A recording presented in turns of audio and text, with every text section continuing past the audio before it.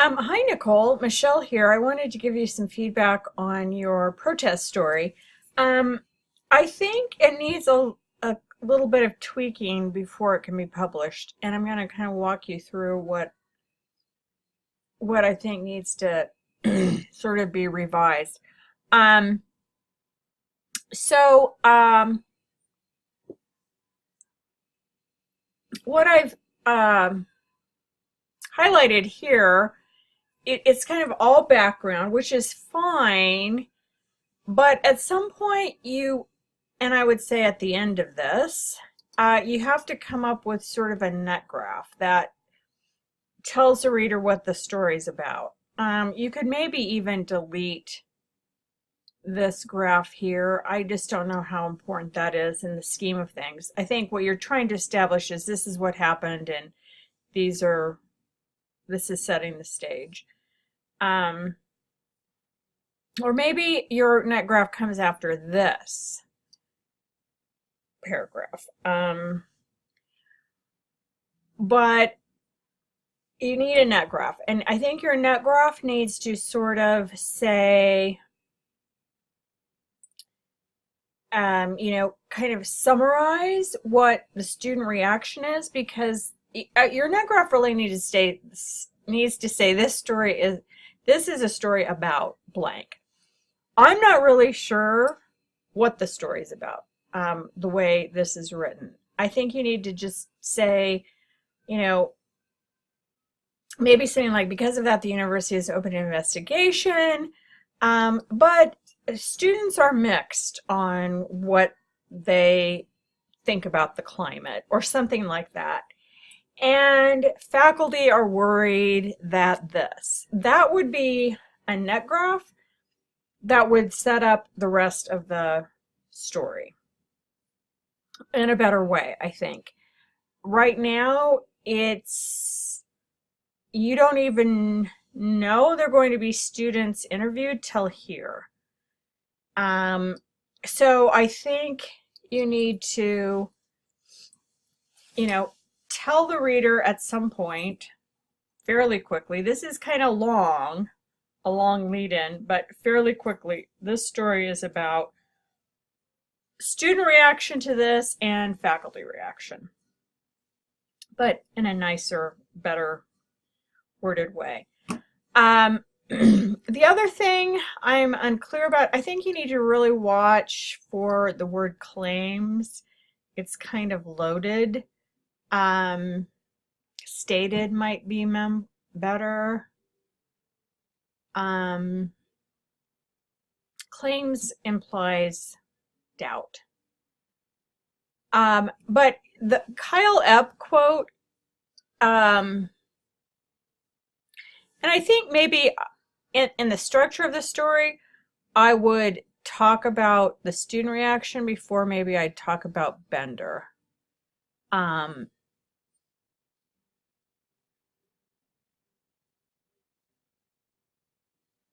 I mean, I guess that could go either way, but you quote more students than faculty. Um, okay. Kyle Upp, former president of the UNL chapter of College Republicans, declined to comment about conservatives being discriminated against. I think maybe saying something like, said he didn't want to discuss whether or not conservatives are discriminated against on campus, although I don't really understand why. I mean, why didn't he want to say that, to talk about it? But he did say the college Republicans had heard from their members about the problem. Okay, you need to be really specific there. What does that mean? So the group had heard from members about what problem? The problem of, what specifically? And then I think you need to set up this quote better. Paraphrase, up, um, uh, you know, has his own opinions or something. Something to set that quote apart from this paragraph. Okay, so I think this needs to be really clarified and carefully worded. And I think we need to say specifically what we're talking about here. It's really important in this story because we don't want to mislead anyone or let people mislead them. So, and we need to try to be specific. So I heard from members, how many? What were they saying? Were they saying something other than this case? Were they talking about classroom experiences? We need to be really specific if we can. If he doesn't want to be specific, then we need to say he didn't want to be specific. But okay, and then here, dormant, is that his word? If so, we would want to put that in quotes. And then saying politics aren't a normal part of campus life, and that keeps students from being divided. Okay, being, specific here. What exactly did he say? The dormant climate,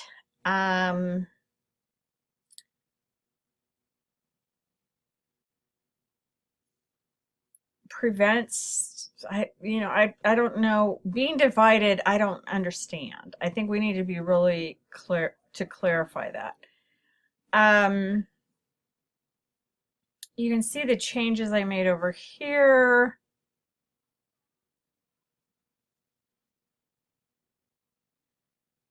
Yeah, and he said, she, whoever, whatever this person is, Jade, Krovonic, he thinks efforts to defend that might be a little, okay. It's absurd. What is absurd? I think that goes back to this, and maybe that's, I think we just need to clarify, what's he talking about being absurd?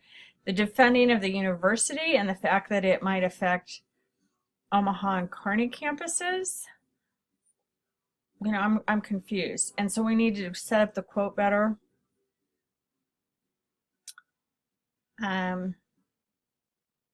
This whole thesis of the conservative students being suppressed is that they can't be heard. The fact that when there was a very minor issue where a student was facing verbal challenges on campus, they were immediately backed up by 3 of the most powerful figures in the state is proof.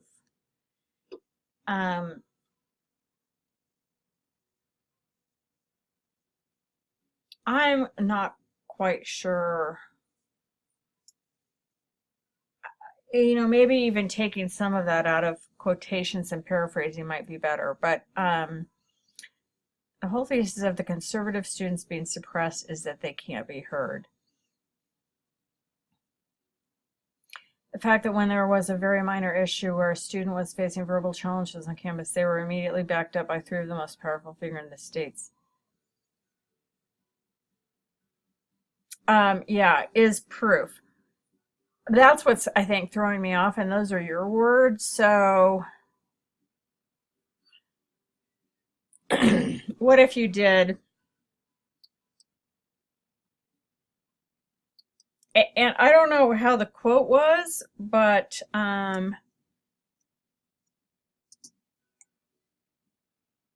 maybe this would be better. Yet they were immediately backed up by 3 of the most powerful figures in the state. Don't want to be putting words into his mouth, but I think the proof was throwing me off. Okay, Young Americans for Liberty, where do they stand politically? If you could maybe just explain.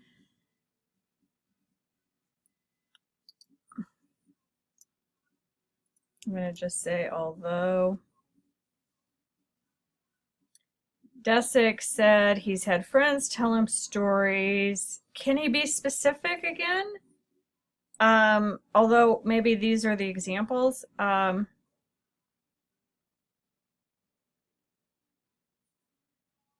He says more could be done, such as. I'd like to hear what he thinks it should be.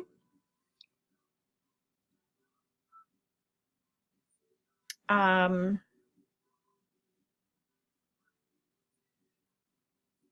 don't know if anyone said the problem was between students. I think everybody's always said it's between professors and students. So maybe thinking of about a better way to introduce that quote. And then I feel like between here and here, you need a transition. To say, okay, now we're changing gears. We're not talking to students.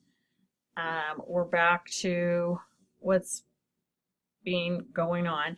And maybe did one of them say they applaud these efforts? And then you can say such and such applauded the efforts to the administrator's efforts, and on November 17th released the letter. Okay,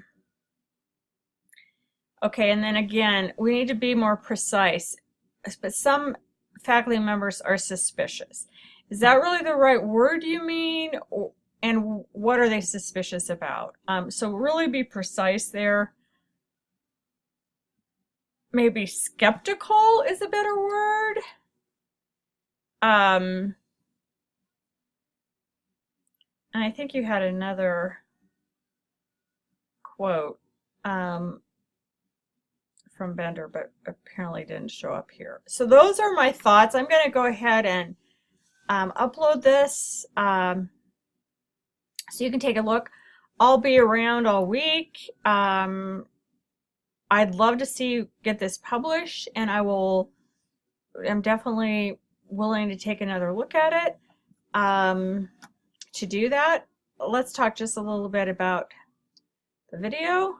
Your timeline. I might on that first page say timeline of, you know, UNL incident or something. This is kind of a lot to handle. Plus it doesn't really tell you what you're about to see. So I might on this first one be a little bit more like you know, important dates in the case, because it doesn't look like this one actually has a date. So I think this is like your front page, and you know, maybe even a picture of campus would have been nice, just for that front page, just saying timeline, and then they would go to the you know, the actual when it happened. Oh, I guess you don't have that.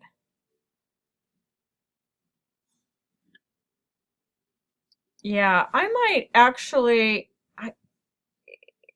it doesn't have a date, so I guess I'm a little bit confused by this. To me, if that's not the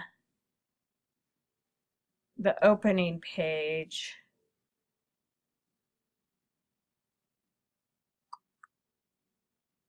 yeah, this one doesn't have a date. So this, so if this actually is part of the timeline, it should have a date. And I would try to cut it down. I think in general, most of your headlines, I think, need to be trimmed a little bit. This one's okay. And you could just say graduate student removed from teaching and put her name in here. And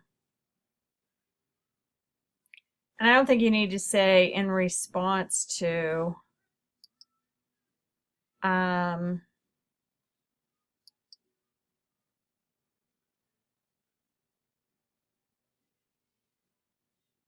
and maybe state senators publish newspaper, publish letter. You can hyperlink, so if you could hyperlink that, that would be awesome. And same with this.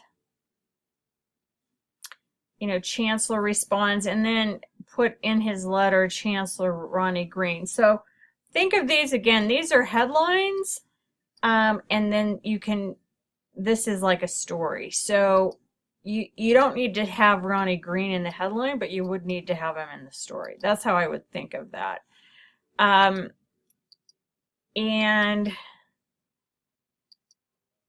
I'm just not sure why that first one isn't showing a date. But it should. Or this should be kind of reworked if this is the title slide. Okay. Let's look at the video. My main thought on the video is it goes really fast, the type. Not that I'm really a slow reader, but I think you need to keep, anytime you've got type on a page, on a video, you need to keep it as long on the screen as you can. So it kind of went fast. The other thing is these kind of ran off the pages, these up here. And then you didn't follow AP style on the states, so you had postal code. So Richmond, it should be Virginia spelled out.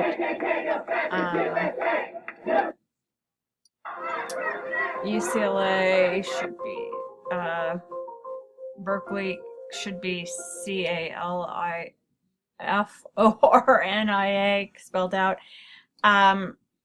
But I thought, yeah, I thought this really was a good idea and worked well.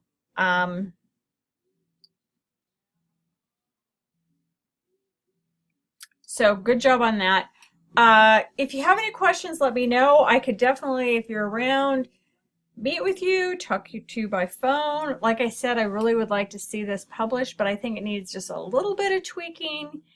The story anyway, but good job on tackling a very tough subject, and you're just inches away from being published. So let's make sure we can get that done. Thanks.